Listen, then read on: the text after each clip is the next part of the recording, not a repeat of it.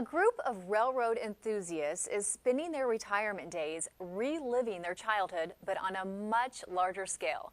They're working on restoring a string of vintage railroad cars that will eventually be on display at a Tulsa park. And as you'll see, they give new meaning to the song, Working on the Railroad. 1, 2. I've been working on the railroad all the livelong day. Renovating this 1951 caboose car is making this group of retirees feel like kids again.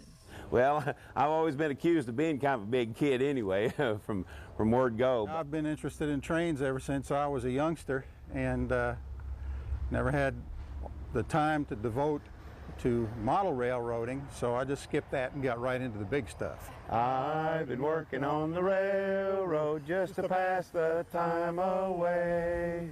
Bob Schwartz and brothers Ed and Mike Massey are volunteering their time to bring this old caboose back to life.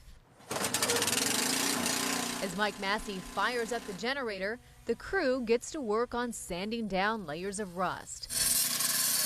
Massey says he grew up in a railroad family, and for him, this project is a labor of love. I've always loved railroading, always loved to be around them, and they've always kind of had a mystique to me about it.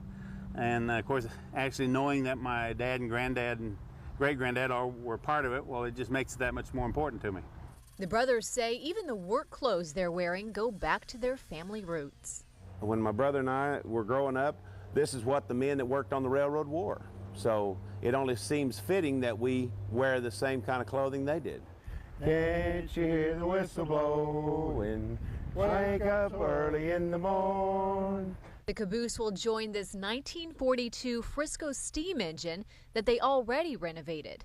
They're hoping the vintage railroad cars will help others see what they've always known. I hope they can get a kind of step back in time and kind of see what it was like when the men were riding the rails, helping our nation, our state, and our city to grow, to become prosperous. Massey says that big part of American history has never been the same since we lost the caboose. It never has been complete since the caboose disappeared, but and it's a shame because that was just as much an American icon as the old steam engines were. Can't you hear the captain shouting, Dinah, blow your horn? Toot, toot. What a great project. I can't wait to see that when that's finally finished. And that wraps it up for another edition of Tulsa Time.